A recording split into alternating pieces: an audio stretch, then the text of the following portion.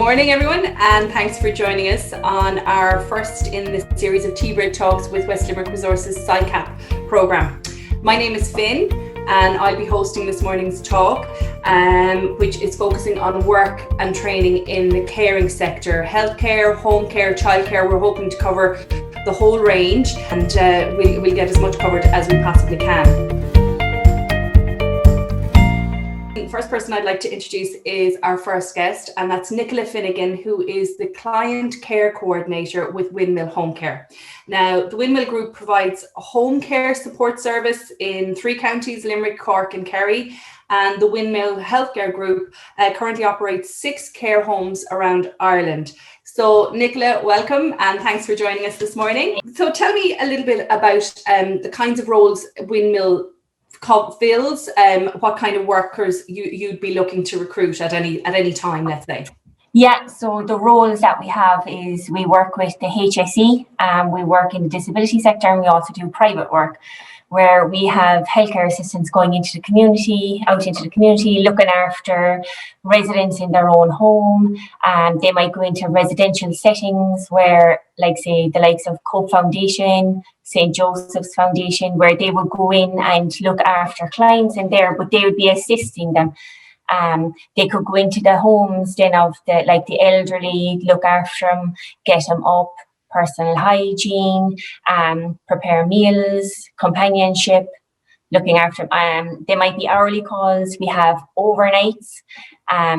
There's 24-hour where you go in for 24 hours and look after them, and you support their everyday needs. And what do you look for when you're hiring a home help or a healthcare assistant? So we kind of look for someone that has a bit of experience. They might have looked after like a loved one, a family member. They might have already been in the role, but just looking to go somewhere else. Sometimes they might be just looking for a career change. So they might have started the modules. You're looking for someone that's caring, that shows a bit of empathy when they're going into the home, and like would take on board like that. This is all new if they're going into the elderly, like having someone new in their home to look after them, so they mightn't be open to it. So you're kind of going in, working under their instruction. Sometimes it's just companionship. They mightn't want you going in doing anything at all. So, yeah. Okay, and tell me, what would be the minimum qualification that you'd expect anyone to have when they're applying to you? So the minimum would be like the VTech level 5, the caring skills. Sometimes they might have only just started the modules. So they might have care skills, care the elderly done. We also offer, like they could do their work experience through us. So they would work for us and we could sign off on their work experience. Or they just come on board with just having the life skills, and then they would progress to sign up to the courses then. Right. And are there any things that an applicant should avoid doing or saying or writing when they apply to you? What are the absolute things to avoid? So try and avoid, like target your CV towards the role that you're going to. Sorry, no, I have it all written. Highlight any previous experience that you have, like if you looked after a family member, even if you've done a bit of voluntary work experience, that all counts. I mean, I think it's interesting that, I mean, from our line of work, we find that people don't realise the voluntary work or the caring for a parent for, X amount of time. A lot of people don't equate that and don't realise that's really relevant and to really push that forward. Sometimes they don't even put it down in their CV. It's until you bring them in and you actually talk with them, they go, oh, I actually looked after even my grandmother. Yeah, absolutely. Yeah. What do you think anyone applying for this type of work should know before they apply? So it's part-time role. So we are very flexible. So we have some people that they might be claiming social welfare, so they can only work 15 to 20 hours a week, which is fine. That some people might only want to do mornings while their children are in school. We have hours to suit that. We have evening calls and just weekend calls if someone wants to do just weekends. Okay. From the home health perspective, I suppose it would be ideal if they had their own transport. Would that be fair to say? Yeah, definitely. And we provide mileage for the transport. Like if they're going, say, from when they leave home to go to their first client, we don't pay mileage. But if they're going from client to client, then there's a mileage that will be put into that expenses. We provide the uniform, you give them ID badge, we provide in-house training. So we're looking into working with SkillsNet Ireland. So we do in-house training for the FleetTech Level 5 modules. We have one or two people locally that can provide the patient moving handling training for them. That just takes if you're refreshing, it could just take half a day, but if you have to do the whole module, it could be just the day. And he does the hoist training and everything, especially if you're if you have two carers working with one client who requires a hoist, you have to be trained up and all that. And there's courses on HSE land as well that we require, but you could be doing those while you're working with us, and they're free of charge. That's perfect. I think you've given us a lovely point of view from an employer's perspective, and also the supports that an employer can provide, once you kind of get started. So thank you so much for your time. Next, we have Sheila O'Riordan from Limerick and Clare Education and Training Board, and she's joining with some information about training that can be accessed across the West Limerick area. So thanks, Sheila. I'm going to talk about the healthcare and childcare qualifications needed for the job. So you're looking at a minimum qualification at QQI level 5 in healthcare or childcare related areas. So we do the healthcare support, and we do the early childhood care and education, and we do some standalone modules then around SNA or intellectual disability studies. Currently, the QQI major award needs 8 modules, and you build the module in whatever way you want to do it. So from our perspective, we're a part-time provision delivery, so people will come in and do 1 or 2 modules at a time, depending on where they are with their lives. So if you have children in school or you have a lot on, people can dip in and out as they need. The full award is built over time. I'm going to talk about the childcare award separately, because that system is changing in September 21. So there will be 2 different systems running.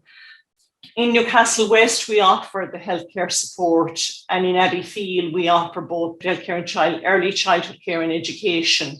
We offer it in single modules. So each module is delivered in sort of 3 or 4 hour sessions over 12 to 14 weeks. It all depends on where the learners are at and the support they need around assignments, or, something is particularly difficult to work with, will take extra time. So if you were taking 1 module at a time, you're looking at probably doing your full award in just a bit over 2 years.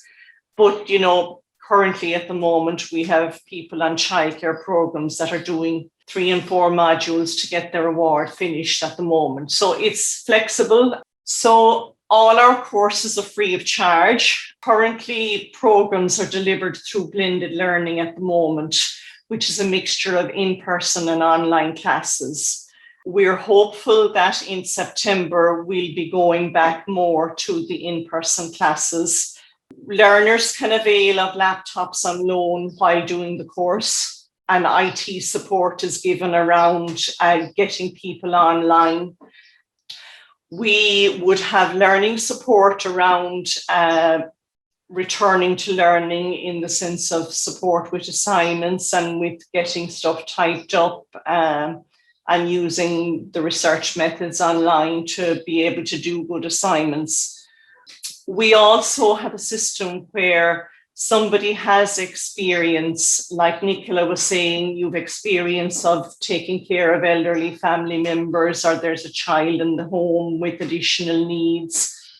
We can now look at all that experience through a process called recognition of prior learning.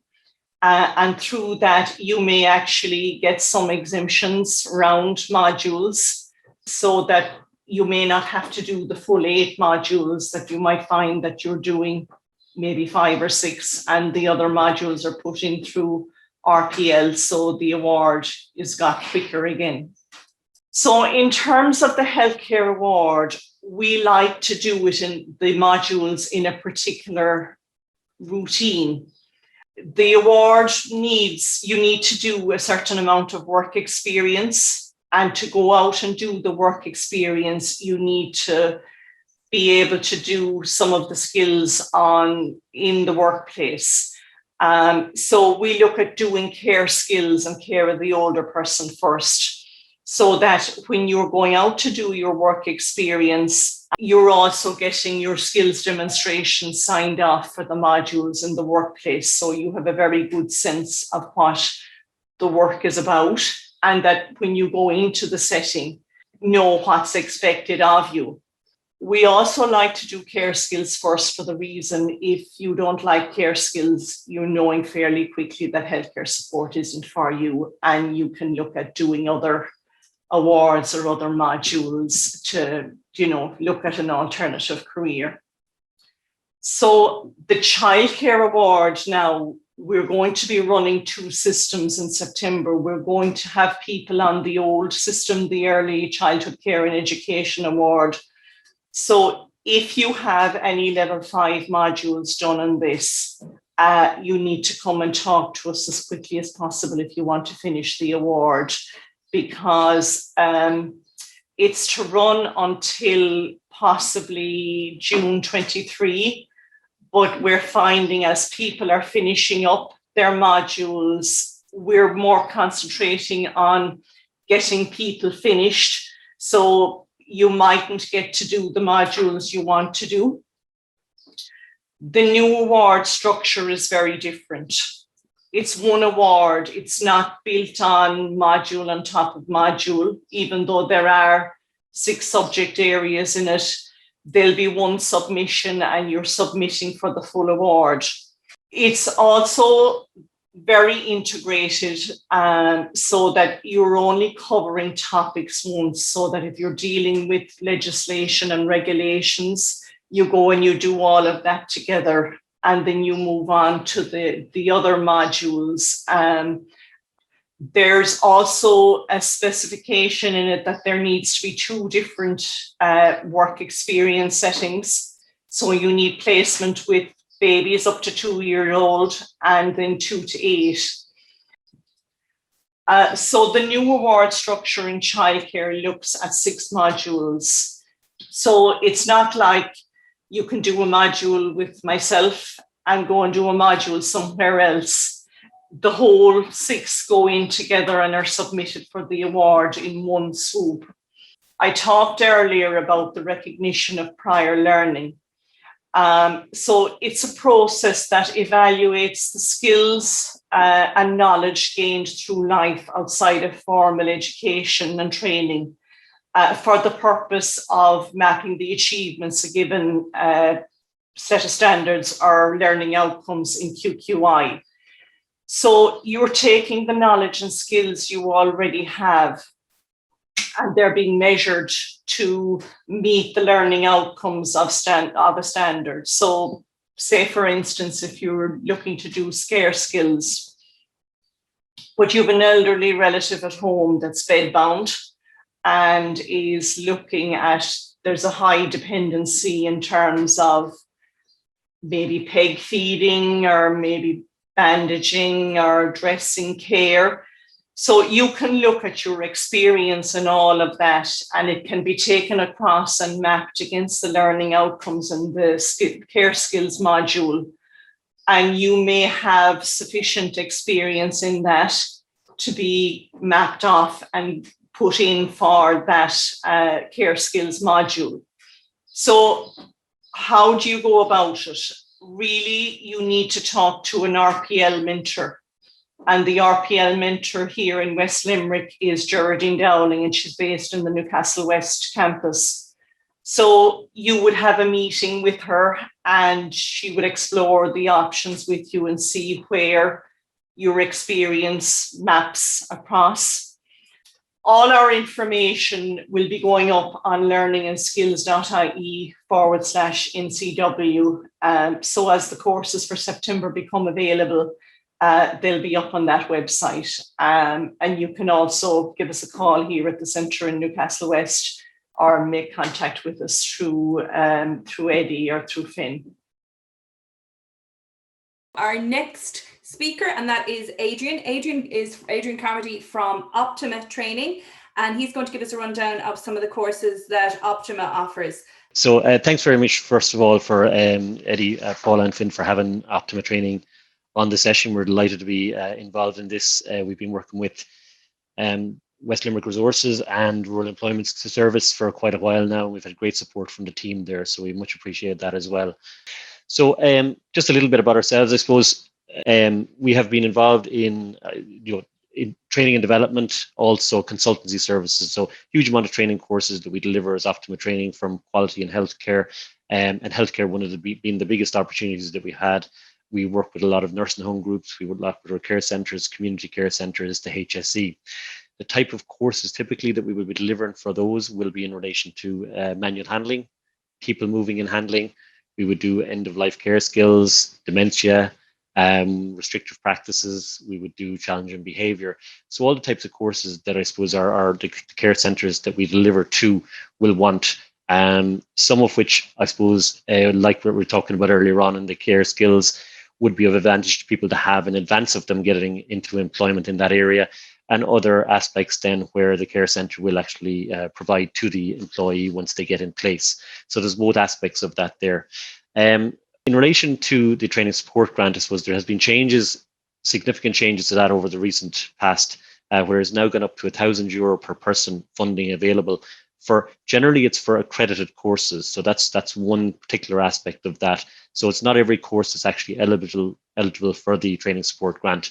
But where courses are accredited and it's seen as a need for your progression, so basically built in with your maybe liaison officer, your support case officer, that would work with people and let them know how they could best develop themselves, and where there's an industry requirement or an accreditation involved, things like, for example, as I mentioned earlier on, the manual handling, people moving and handling, they would be particular ones. Then we have QQIs, as Sheila mentioned, they're similar to what the LCETB will be providing, care of the older person, care skills courses. And we would also have things like health and safety representative, which would be QQI, manual handling instructor, which can be a big one for people, I suppose, as they look to maybe see what they could do into the future themselves as well. So it's an opportunity, I suppose, that someone might take on board, so that they could go on and they could deliver manual handling training for other people in the future. So it's a kind of whether that's through the care centre that they might be with, for example, or the childcare centre they might be with, or for their own, opportunity going forward. So that's something big.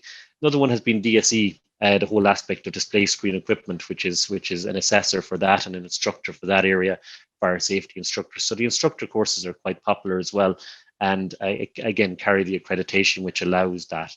We also have Managing Safely at Work, which is a QQI course. And then we have some other courses like the Irish Heart Foundation certified courses. And we also have VEC, which is the Pre-Hospital Emergency Care Council. They would look after things like, for example, first aid. So the first aid responder, it used to be called occupational first aid, was delivered over 3 days. That has now become FAO, so the first aid responder. That's a 3-day course, and then that has to be recertified every 2 years for a 2-day course. Again, that would be something, again, accredited third party. Sheila mentioned also, actually, not to recap, but she also mentioned the skill nets, and we would work with a lot of our skill net partners in terms of funding and subsidies in relation to the training. So there's some of the type of courses that people are undertaking with us as they're trying to get into either the healthcare or the childcare sectors. So things like, as I mentioned, manual handling, the first aid, infection control, COVID, and then the healthcare specific courses like restrictive practices, like end-of-life care, dealing with challenging behaviour. So there's a full suite and a range of courses, wound management, for example, some other ones that I can think of offhand that might be of interest to people. Again, the ones that will qualify for funding will be those which carry accreditation and are seen as progression for people's opportunity. I'm going to pop on, and our own contact details there are, so I'm on a.carmody@optimatraining.ie, and our contact details are down on the left-hand corner of this slide on info@optimatraining.ie. You can catch us there as well. So thanks very much. Our next speaker, Helen, is the coordinator of the Kilmeedy Healthcare Local Training Initiative, and they're back with us in September, thank God. So over to you, Helen. Thanks very much. Okay, Kilmeedy Healthcare Support, I'm the coordinator. I have been in Kilmeedy for 14 years, and it's an LTI. So basically it's a local training initiative. As I say, situated in Kilmeedy. For those that don't know where Kilmeedy is, it's about 13 or so kilometres from Newcastle West. What do we offer? So at the moment we're offering, as we have, that the childcare is changing. So we will be probably one of the first places to start presenting the award in September. We're back into class on the 6th of September, so we're in line with the academic year. We are doing childcare and healthcare, so we do both awards, and we've done that for the last number of years, and it has worked very well.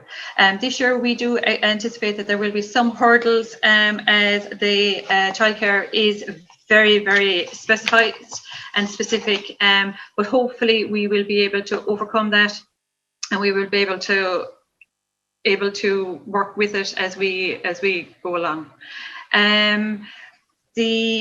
As mentioned earlier, we also do the manual handling, patient moving, which we do in the Cheshire home. We would have our HSE land, which was mentioned earlier, which is our free online training. And I suppose one of the modules that we look at is our end of life care, and that's presented with Milford Hospice.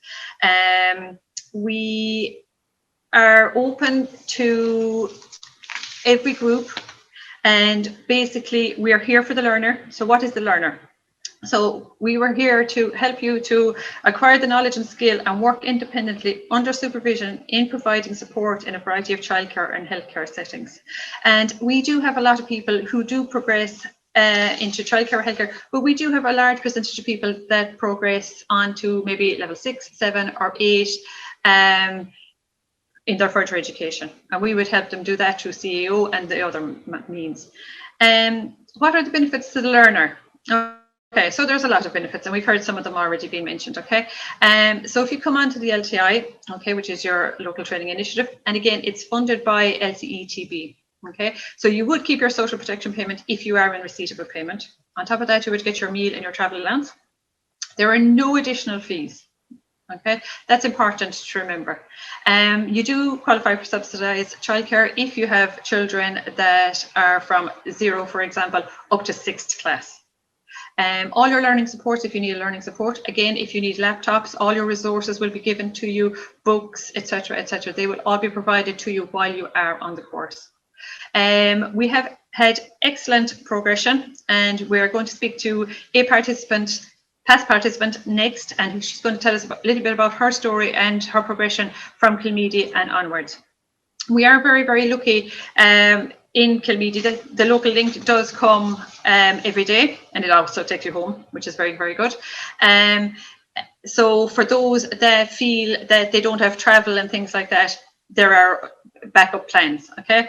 As I mentioned earlier about progression, as I say, we're going to have Denise, who's a past learner, talk to us a little bit in a minute. But from my chart, you can see that like 70% since 2008, which would have been the first year people would have come out of class, to last year, that our progression rate is fantastic. There are people going into equal amounts of childcare and healthcare. Perhaps at the start it was mainly towards childcare, but it's a 50-50 spread now. And you can see that 20% are gone on to further education. And then we would have a certain amount of percentage, which was very, very, very small, that would have left for personal reasons, health reasons, whatever the situation might have been. So as I mentioned earlier, our course is starting on the 6th of September. There are 2 ways you can register. Okay, the first one is to Fetch Courses. Okay, so it's www.fetchcourses.ie, and you can just put in Kilmeedy Healthcare into the box, or just Kilmeedy into the box, and up we will pop, and you can register online. And the second one is to our learning and skills .ie, and again, it's the same method. If you want to follow us or contact us, we are on Facebook in Kilmeedy Childcare, where we post most of our stuff. Instagram, Kilmeedy Healthcare Support, or you can email us on Kilmeedy Community devgrp@hotmail.com, or you can contact me directly through phone or text, and I will get back to you as soon as I can. I would like to thank you all for listening to me, and also for giving me the opportunity to talk. And if you have any questions, I'll answer them at the end. Thanks a million. Lovely. Thanks a million, Helen. Like I said, it's great to see it back after the blip of last year. And it's such a worthwhile programme because it covers literally what we say is cradle to grave. And it's to have it on our doorstep here is such a great bonus. And as you mentioned, we're now going to have a quick chat with Denise, who graduated from the Kilmeedy healthcare course and is now working in childcare. And welcome, Denise, and thanks for joining us today. Tell us, how long ago did you graduate from the course? I think I graduated 6 years ago. Wow, gosh. And tell us, what do you like? You're in childcare now. You're working full-time in childcare. Yeah, so when I left with the girls in Kilmeedy, I went on to do my level 6 in Mallow. And then after my level 6, I got full-time education in a creche. But while I was in Carmody, I did my work experience in both childcare and healthcare. But I always knew myself it was always going to be healthcare. Yeah. But just having the work experience and allowing us to go in and see whether it was childcare or healthcare, it kind of really benefited me. And I suppose it did open my eyes to see, yeah, it was definitely childcare. And now I'm working in a creche and I absolutely love it. That's brilliant. Tell me what you like best about working in the creche. I suppose for me, it's like I'm a preschool teacher, so it's seeing the smiles on the kids' faces every morning coming in. Like, touch wood, I've never had a tear coming in yet. So I must be doing something right. And it's just helping them hit their milestones and their developments and just ticking off and just helping them reach their milestones and their goals every day. I suppose that's a massive benefit for me as well. Lovely. What surprised you most about the work? I suppose the bond that's formed between, say, staff members, number one, like teamwork is a massive thing. And I suppose I'd have been very shy when I started with the girls in Kilmeedy. Like I would have shied away from little things, which Helen and Catherine weren't long bringing that out of me.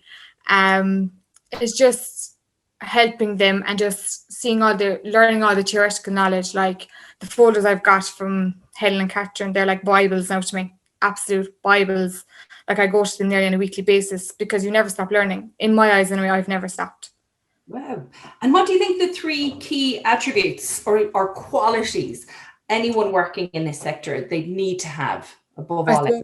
From personal experience, definitely enthusiastic and enjoying what you're doing. Like there's nothing worse than dreading going into today's work. Whereas like I always wake up in the morning, like there's obviously going to be days you're like, oh, I wish I could stay in bed.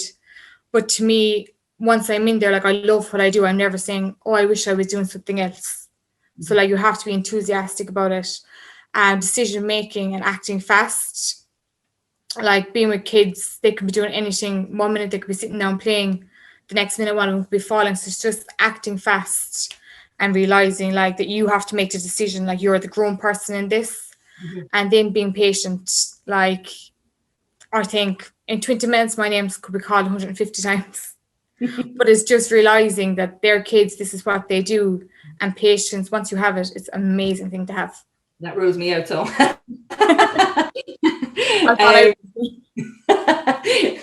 What advice would you give to anyone who's looking for work in this sector? I think not to be afraid to go in and do the course. Like Helen and Catherine are absolutely amazing.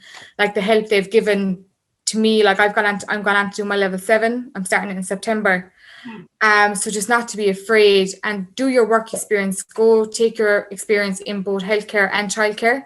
Like you could go in and be like, yeah, it's definitely childcare I want to do. But after your work experience, you could change to healthcare.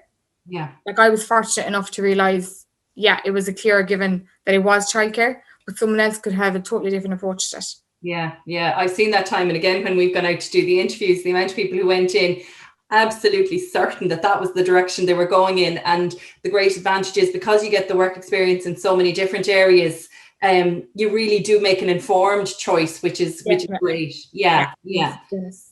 Brilliant. Listen, I really appreciate your time and thank you so much for this, because it's lovely to see all the different perspectives and to actually come here from an employee's perspective of someone working in the sector is fantastic. Thank you so much for your time. Thanks for having me. Thanks.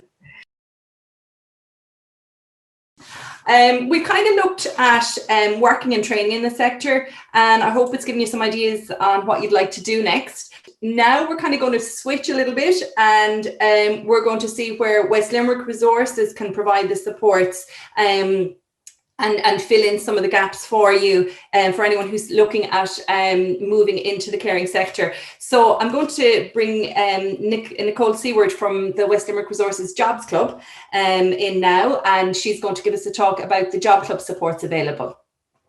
Hi everyone, my name's Nicole Seaward. I'm just going to share my screen. Right, so we are the West Limerick Jobs Club. We're funded by the Department of Social Protection, and obviously we're part of West Limerick Resources. And what we offer is one-to-one supports and group workshops to facilitate people in their job searching. We're totally free and a confidential service. So we can support our participants we have an outreach service which we use. We can go to all the different hubs that are in the locale, so community centres and other places. So you don't necessarily have to come to Newcastle West if you can't.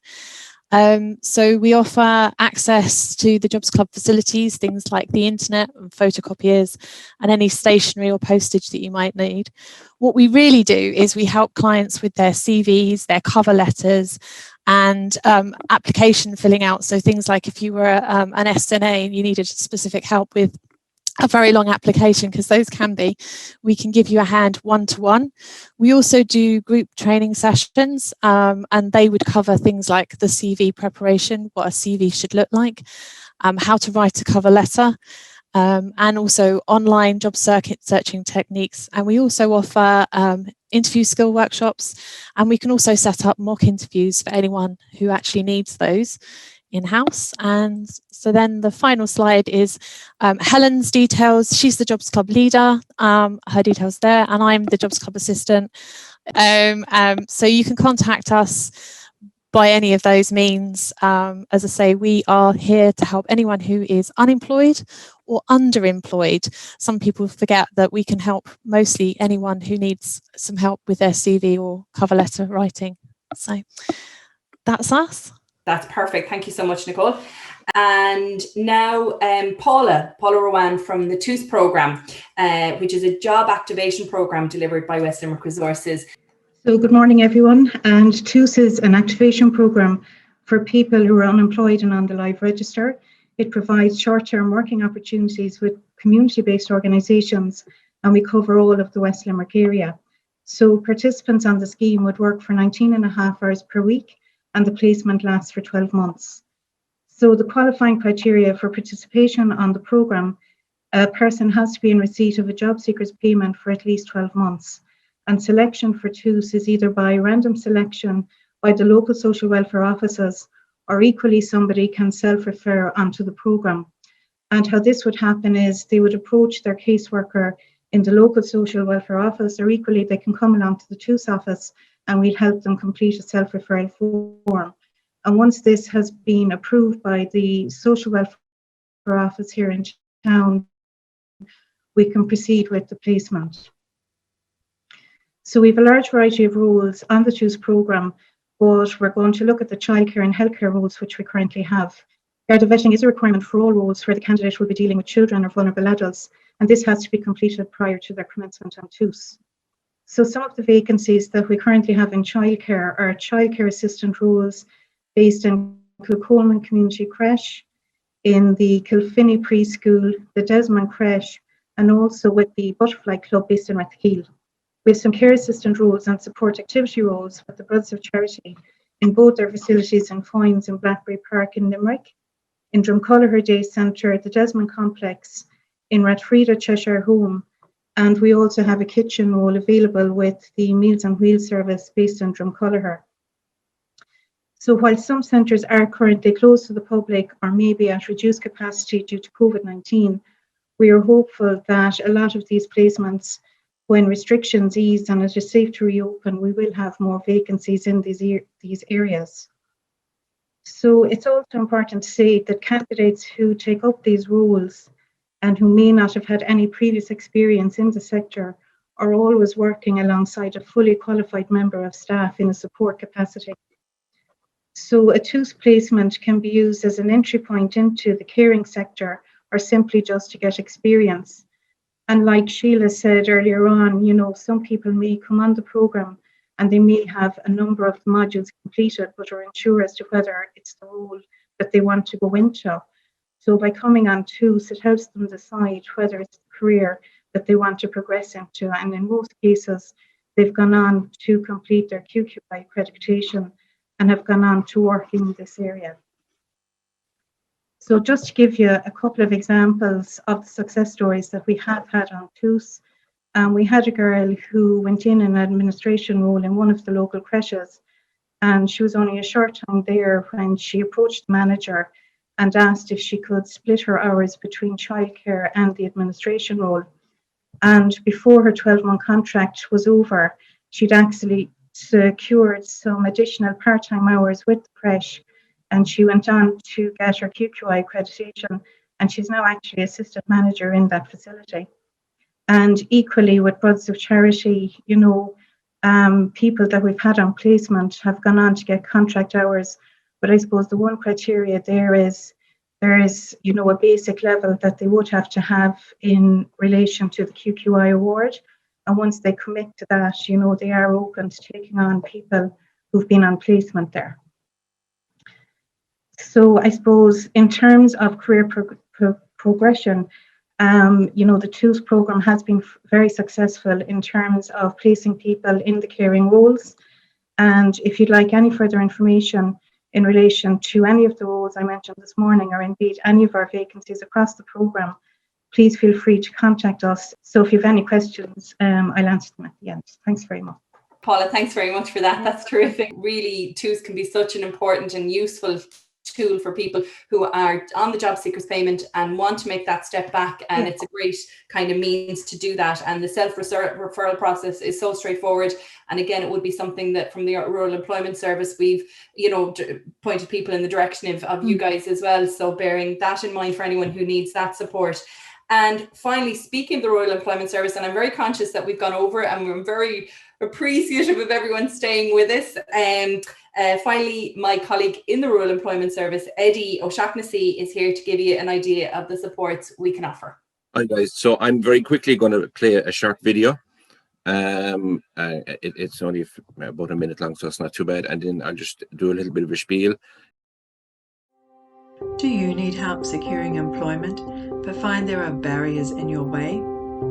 The RES can help you find your way forward and reach your employment goals. Our service is free and confidential for people in West Limerick looking to enter or re-enter employment, education or training. The RES team provides a wide range of practical supports to meet your needs. The RES, supporting you into employment. Contact 087 759 1951 today. So I suppose the Rural Employment and Education Service is a dedicated employment support service operated by West Limerick Resources. It works with individuals and groups who for various reasons are finding it difficult to access employment. So I suppose we would do an awful lot of work with people who are, as the saying goes, maybe not job ready yet, and that need extra support around that.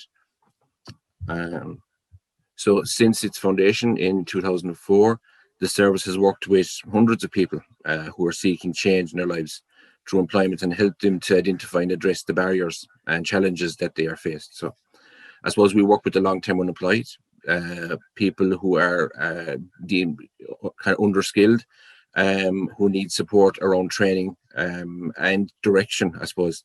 A lot of what we would do would be around goal setting with individuals and setting them on a path, whether that's through education, training, or direct employment, or a mix of both. There is no one size fits all to the service, really. So those experience social barriers to employment. So the purpose of it is to meet someone as an individual and then to support them on a journey through the point of looking at what they might want to do and how you get there. And sometimes that is around starting just to get to know somebody, having the conversations, having the cups of tea, which is hopefully we'll get back to cups of tea as soon as possible. I miss my cups of tea with people. But the reality is around having those conversations for some people who don't know where they want to get to yet. And you have some people who are very directed and they know exactly what they want, and then we can help them through a process as well. We would work with a wide variety of backgrounds and demographics.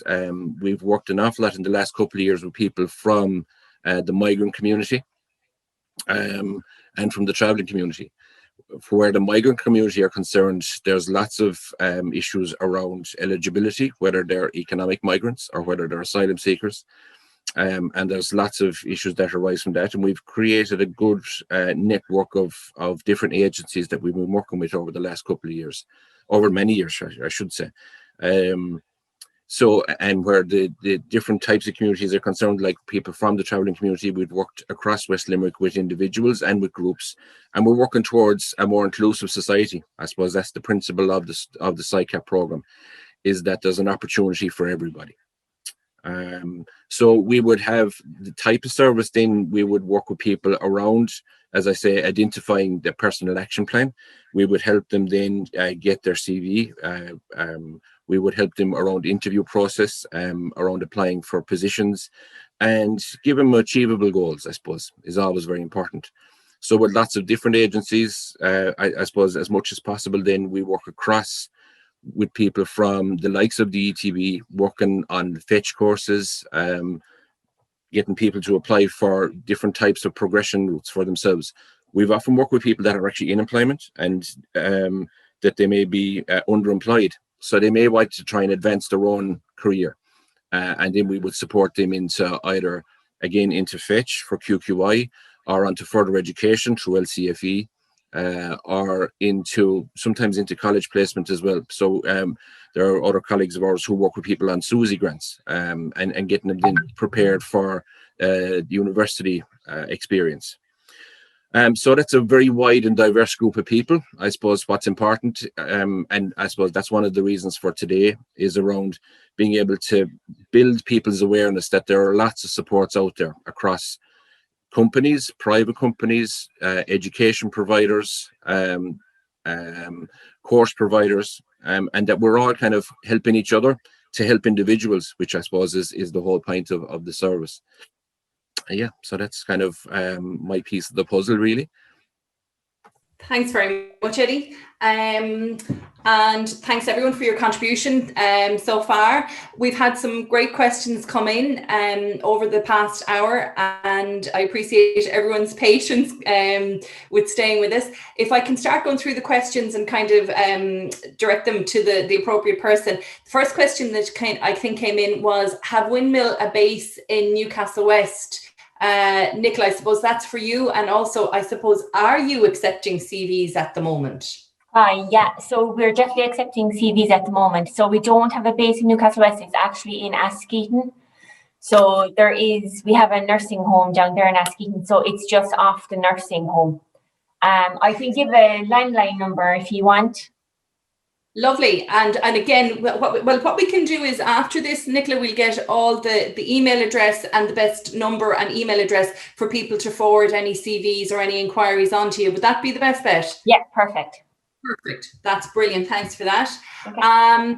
Someone for Paula here, is there training in TUS to start a job? When a candidate comes into us, I suppose we look at their CV, and there is manual handling would be mandatory training that we give prior to their commencement on TUS. But I suppose the whole idea of TUS is getting people into a work placement, and we would look at their skill set and maybe their hobbies and interests and try and best match those to the vacancies that we have. But I suppose that the actual training that we have, is minimal. But where we can help people advance, we will do so and refer them on to the appropriate program or agency. Okay. Perfect. Thank you. I have a question here. I'm not on social welfare payment of any kind, or never have been. I resigned from the care industry to raise my 3 children 13 years ago, with 15 years experience before this. I'm looking for part-time work in the care industry. I've still young children, so ideally looking for work as a care attendant, home health, etc., to suit school hours. Lunchtimes and evenings are fine, but the mornings are the issue. I couldn't start until they're gone to school. I'm ideally looking for part-time. Could you help me with the best route back to work? Thank you in advance. Sheila, I'd say it might be ETB and working around some... Yeah, I suppose would be a case for Nicola to judge whether somebody could go in without up-to-date certification skills. But you could certainly look at it. The RPL would have to be looked at, and you know, there might be a possibility of maybe doing 1 or 2 modules to get back in. There's no problem with any of that. Perfect. It might be, you're right, it might be a case of maybe contacting the likes of Nicola in Windmill first, yes, to see whether, you know, where the shortfall is, and then yes. Yeah. And again, the Rural Employment Service might be the link to do some of that for people as well. Certainly. Bearing that in mind. So Jackie, thanks for the question. We might, again, you'll be getting all the information after this, and if you want to make contact with either myself or Eddie, or contact directly Nicola or Sheila, and whoever, if we're not the right person, we'll point you in the right direction. Absolutely. Yeah. To that. Mary Collins has asked, can she do level 5 without having her leaving cert? Absolutely, no problem. Yeah. And Helen O'Kelly, there, you'd confirm that as well. Yeah. Not a requirement. Yeah. Please don't worry about no leaving cert, no junior cert, anything like that. You know, the first step is making contact with one of the supports here and seeing, again, if it's not the right place, they will point you in the right direction. But, you know, the lack of a leaving cert certainly isn't an issue. The course in Kilmeedy is full-time. Could Helen say a little bit more about this, days, time, lengths of year, etc.? Okay, so basically it's Monday to Friday, full-time. Monday to Thursdays from 9 until 4:30. Normally in the afternoon each day, you will be given time to do your work in class, where you have the support available to you to shout at somebody to help you. And basically that you wouldn't be doing the work at home, because other people have loads of other commitments. Friday, we are 9 until 2 o'clock. And again, it gives people the chance, maybe with other commitments, that they're finished a little bit earlier and they're free to go at 2 o'clock. We're starting on the 6th of September. It's run, as I say, in line with the academic year. It's currently up for a shorter period of time because of COVID. We were meant to start a little while ago. So that has changed. So we'll be starting back into class, hopefully, on the 6th of September, all going well, and we'll run in line with the academic year. Perfect. Thanks a million for that. Another question from Jackie. I applied for a job that looked for TUS, but I am not on social welfare benefit. Can I still interview for this position, or is my time wasted applying for any of these roles? Paula, do you want to take that? Yeah, unfortunately not. If it's the one requirement, you have to be on a job seeker's payment for at least 12 months in order to qualify for participation on the scheme. Unfortunately, that's the case. Yeah, that particular program is off limits, Jackie, but there are other things that may be worth your while, and you know, do get in touch with someone here, for either from the Job Club, Rural Employment Service, whoever it is, and we can start pointing you in the right direction. And what if I do a TUS placement but found out I don't like it? Can I change or stop? So ordinarily, before a person commits to a placement, you know, we would look through their CV, what their skills are and so on, but we would arrange an appointment with the organisation that they're looking to go on their placement. So they'd have a good idea before they start what the placement would be like and what it would entail. But in relation to changing over, we would always work with the participant and the organisation, you know, to try and iron out any, you know, issues that there might be. And just so it's a happy placement for them, because obviously you want to be happy going into work and that it's a worthwhile experience on TUS. So we'd always work towards getting, you know, a happy medium. Perfect, thanks. And there's great support from the TUS supervisors as well, so that's something to bear in mind. Are the modules difficult for childcare, I'm presuming? Would you need a certain level of education already before starting at level 5? We've covered that a little bit. We, you know, please contact us, because the simple truth is, you know, you know, prior leaving cert or junior cert are not going to, or the lack of one is not going to be a barrier. Are the modules difficult? Who wants to take that one? Sheila or Helen? Oh, I'd say define difficult. We do everything we can to make sure they're not. Absolutely. And, you know, I think it's more having the time to take the time to go through it in such a way that it makes it as easy as possible for everybody. I think Helen will probably agree with that as well. I do, but maybe Denise might have something to offer because obviously she has done them and she might be able to give a little insight into them a bit more. Perfect.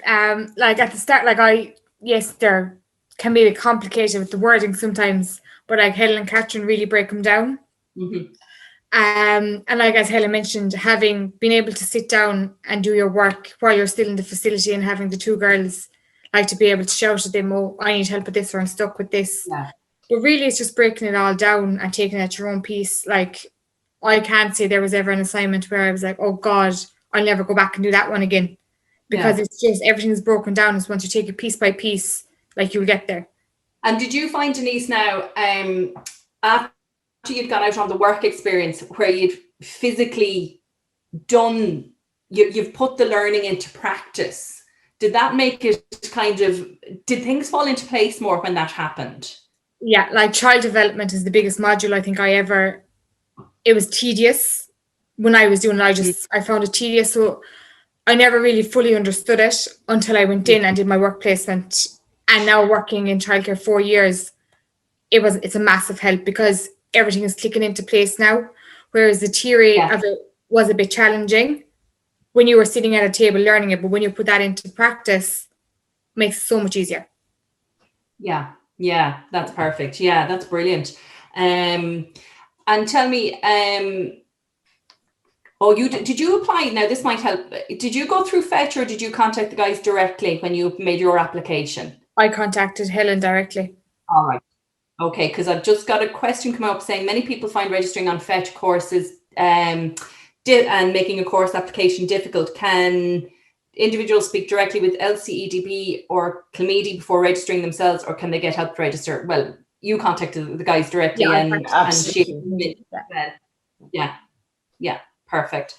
And do you help school leavers? Edward, I'll pass that one over to you because you are responsible for our youth employment service. So the short answer, yes. The reality is some people that are in mainstream education, when they come out, they might not know where they want to get to.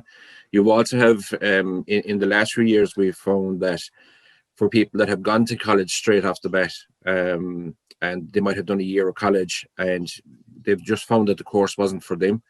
And they've come out not knowing what to do. So sometimes it takes a person a while to kind of come back to the point of looking to see what they want to do. So I suppose it's a good start point as well from that aspect. So ordinarily we don't work with anybody that's in mainstream education. The only time we might is if they're at risk of falling out. So we would work with the likes of homeschool liaisons and the Education Welfare Board on a very limited basis. Usually it's for people that have left mainstream education. And then we would support them into the likes of maybe if they are at a stage where they want to go into some alternative education models, the likes of Youth Reach, etc. We can support them around that as well. Again, there's no one model that fits all, but I think it's more around the goal setting piece and figuring out what somebody wants to do. And then at that age, most people have no idea. I still don't know what I want to do. Not that I'm that young anymore, but we'll not get into that. But that's a reality for people. Sometimes they don't know what they want to do. So it's a case of taking through somebody a journey and trying to support them to the point where they know where they want to get to. Lovely, thank you. That was pretty much our last question. I would just like to thank absolutely everybody for taking part today, and to all our panelists, thank you so much for a very informative morning, and all our listeners and our question setters, please thank you very much for all your input. Just to remind you, we will be doing it all again next Tuesday at 11 o'clock, and our focus next Tuesday is on the hospitality industry. So in the meantime, thank you so much for all your time and your input and your interest, and we will see you again next week. Thank you very much.